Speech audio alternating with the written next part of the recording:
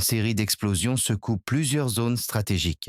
Il s'agirait du tir de missile le plus important jamais attribué aux États-Unis contre le territoire russe depuis le début du conflit. Les premières informations indiquent que des cibles énergétiques et logistiques auraient été visées. En réponse, Moscou décrète un niveau d'alerte maximal dans plusieurs régions, notamment à proximité directe des frontières de l'OTAN.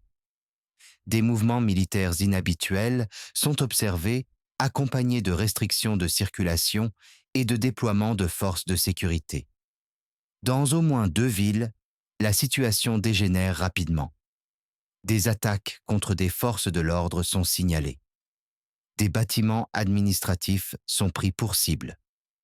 Des groupes organisés adressent publiquement des exigences aux autorités locales. Des blindés, des véhicules anti-émeutes et de l'artillerie légère sont déployés dans les artères principales. Certaines sources évoquent un début de fragmentation du contrôle sécuritaire avec des autorités locales dépassées par les événements. Petit rappel au passage, abonnez-vous à Géopolitique française. Soutenir la chaîne aide l'algorithme à faire remonter ce contenu, garantissant que nos analyses stratégiques atteignent un public plus large. Parallèlement à cette escalade militaire, des signaux contradictoires émergent sur le plan diplomatique.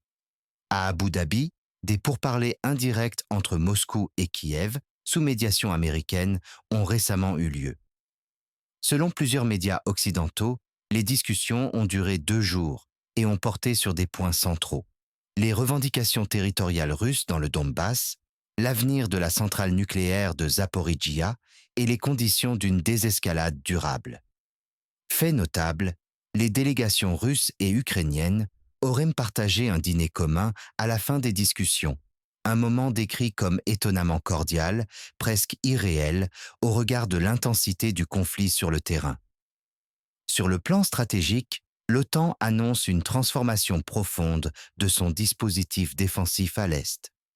L'Alliance travaille à la mise en place d'un système de dissuasion automatisé le long des frontières avec la Russie et le Bélarus, de la Finlande jusqu'à la Roumanie. Ce projet repose sur une infrastructure technologique massive. Satellites, drones de surveillance, radars longue portée, capteurs acoustiques et optiques, intelligence artificielle et analyse automatisée en temps réel.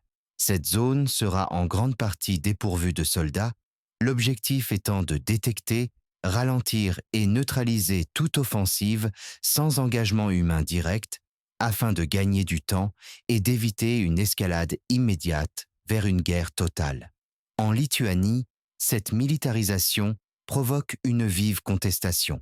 Des milliers de citoyens forment une chaîne humaine près de la frontière avec le Bélarus pour protester contre la construction d'un vaste polygone militaire à Kopcha-Miestis. Le site du futur champ de tir englobe des zones résidentielles, dont plusieurs dizaines de maisons promises à l'expropriation. Les autorités lituaniennes maintiennent le projet, invoquant la sécurité nationale tout en promettant des compensations financières aux habitants concernés. À Belgorod, dans le sud-ouest de la Russie, les autorités rapportent le bombardement le plus intense enregistré depuis le début de la guerre. Des frappes attribuées à des systèmes HIMARS auraient visé des installations énergétiques.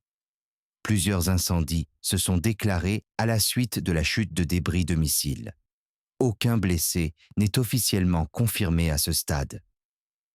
Moscou considère ces frappes comme une riposte directe aux attaques russes contre le réseau électrique ukrainien. À Kiev, le ton politique se durcit encore davantage. À la Verkhovna Rada, plusieurs responsables affirment que toute négociation conditionnée à une cession territoriale est inacceptable.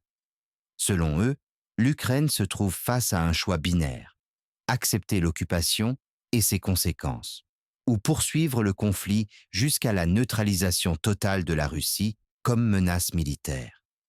Ils estiment qu'un compromis territorial ne ferait que repousser une guerre future jugée inévitable. En Europe occidentale, un discours dissonant émerge. l'ancien chancelier allemand Gerhard Schröder appelle à cesser la diabolisation de la Russie.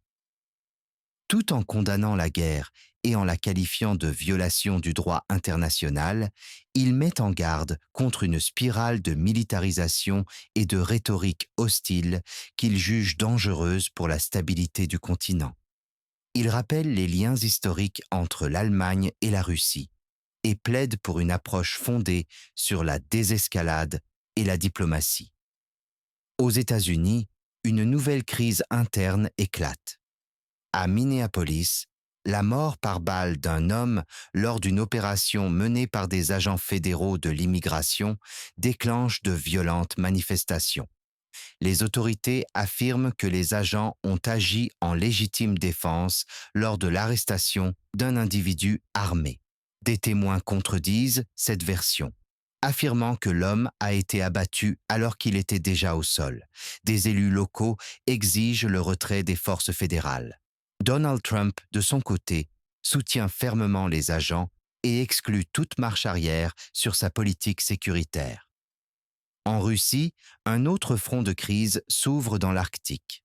Dans la région de Mourmansk, plusieurs pylônes électriques s'effondrent, provoquant des coupures massives d'électricité à Severomorsk, ville fermée abritant la principale base de la flotte du Nord.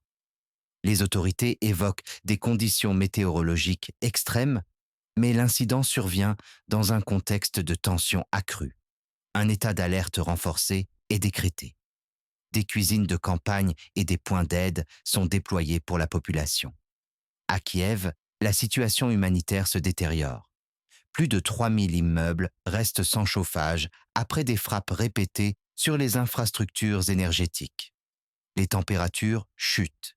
Les habitants improvisent des moyens de survie, chauffant des briques, se regroupant dans des lieux publics, tentant de maintenir un semblant de normalité malgré le froid et la guerre.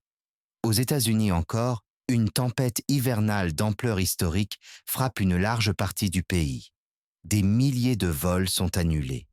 L'état d'urgence est déclaré dans de nombreux États. Les autorités redoutent des pannes électriques massives et appellent la population à rester confinée. En Allemagne, un débat stratégique refait surface. Celui du rapatriement des réserves d'or stockées aux États-Unis.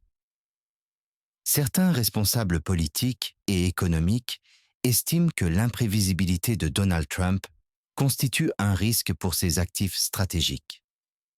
Le gouvernement allemand affirme qu'aucune décision immédiate n'est prévue, mais la question s'impose dans le débat public.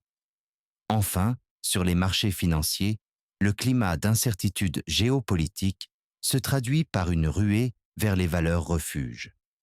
Le prix de l'argent dépasse pour la première fois les 100 $ l'once, tandis que l'or poursuit sa progression. La combinaison des tensions militaires, des crises climatiques et de l'affaiblissement du dollar alimente une volatilité extrême. Merci d'avoir suivi cette analyse. Pour soutenir Géopolitique française, abonnez-vous et laissez un commentaire, un j'aime. Cela aide l'algorithme à mettre en avant nos décryptages et à toucher un public plus large.